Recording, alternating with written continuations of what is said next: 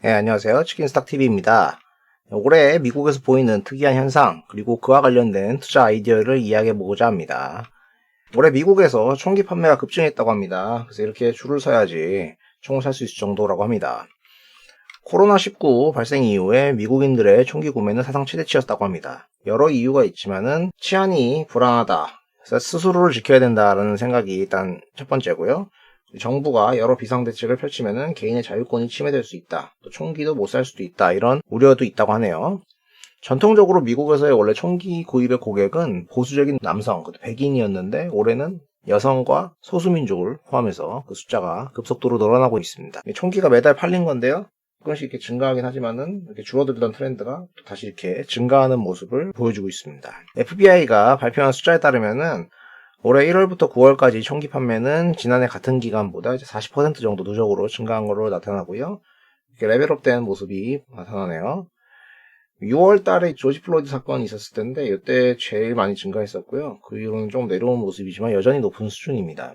10월 달에도 이제 여러 기사들로 그 추이가 이어지고 있다 이런 걸 확인할 수 있는 거고요. 코로나19 확산으로 인해서 약탈이나 마스크 안 쓰고 싶다는 저항, 봉쇄력에 대한 폭동 이런 것들이 일단 기본적으로 깔려 있고 그거에 대해서 자신을 또 지켜야 된다는 생각이 있고 6월 달에 이제 조지 플로이드 사건, 8월 달에 제이콥 블레이크 사건 이렇게 흑인 인권 운동과 관련된 또 폭동 이런 것들 인종차별 시위는 언제든지 다시 일어날 수 있는 분위기죠. 최근에는 이렇게 총을 또 샀으니까 탄약을 구해야 되는데 탄약이 없대요. 그래서 사격장 주인이 탄약이 없어가지고 고객한테 탄약을 구입해가지고 다시 팔고 있고 온라인 경매 이런 데서는 총기와 탄약의 가격이 폭등해가지고 기업가들이 이제 부동산을 팔아가지고 총기를 산 다음에 파는 이른바 총테크, 건테크로 이제 인생 역전하는 사람들이 나타나고 있다. 자, 미국의 대표적인 총기 기업인 이제 스트럼 로거나 스미스 웨슨 그리고 비스타 아웃도어 이런 애들은 주가가 연초 대비 가파르게 올랐다가 좀 내려오긴 했지만 여전히 높은 수준에 머물러 있고요. 이런 현상에 대해서 한국에서도 수혜를 볼 수 있는 업체가 뭐가 있을까 생각을 해보다가 풍산이라는 업체가 떠오르게 된 거죠. 자, 이 풍산이라는 업체는 사업이 신동 부분 그리고 이제 방산 부분이 있는데요. 신동은 이신동 말고 한자로 이제 혈신 해가지고 동을 이렇게 편다. 동을 펴서 그걸로 동박, 이제 동전, 동관 이런 걸 만들고요. 방산 쪽은 이제 탄약을 만드는 거고요. 그 회사가 이제 미국의 자회사들을 이렇게 갖고 있죠. 연간 실적을 보면 영업이익이 2017년까지는 이제 꾸준히 이렇게 증가를 하는 모습이었어요. 그다음 18년부터 이렇게 떨어지기 시작합니다. 애널 레포트를 보면 18년도에 이익이 감소한 이유는 방산 쪽 부문이 전년도 대비 좀 부진했던 급감한 영향이 좀 주요했고요.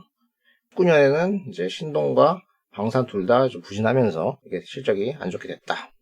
분기로 보더라도 매출이 줄면서 이제 영업이익이 이렇게 감소하는 모습이고요. 신동, 방산 둘 다 이렇게 줄고 있었죠.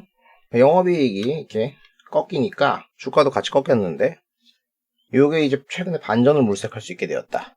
일단 여기 방산 쪽이 좀 뭔가 바닥을 다지고 턴어라운드 하는 모습을 보여주고 있어요. 그래서 영업이익이 2분기 때 이제 턴어라운드를 했어요. 이게 이제 바닥인가? 이런 거죠.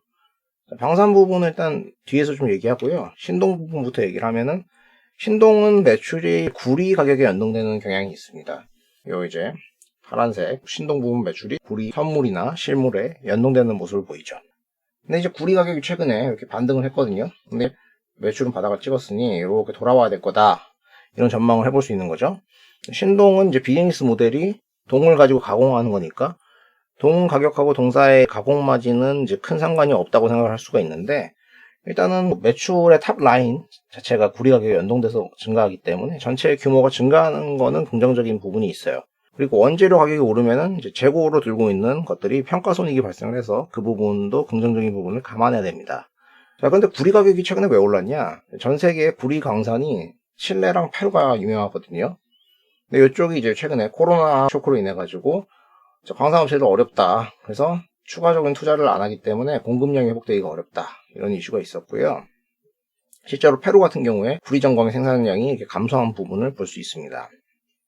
줄어들면은 나중에 코로나 끝나면 시차를 두고 올라오겠지만 당분간은 차질을 줄 거라고 예상이 되고 있어요. 그리고 글로벌하게 유명한 두 광산, 이 노조가 임금 협상이 결렬됐습니다.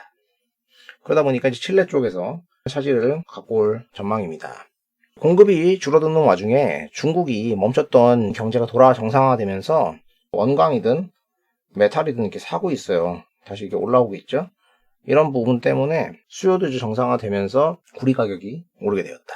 동박 같은 게 요새 워낙 쓰임새가 여러모로 의미가 있고 하니까 이런 이유로 구리 가격이 좀 당분간 내려오는 건 쉽지 않아 보이고요. 풍산의 사업에도 좋은 영향을 줄 것으로 예상이 됩니다. 그리고 뭐 떠들거리도 있죠.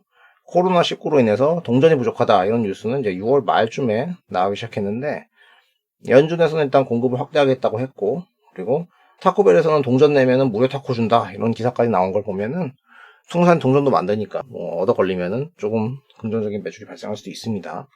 자, 다시 방산으로 돌아갑시다.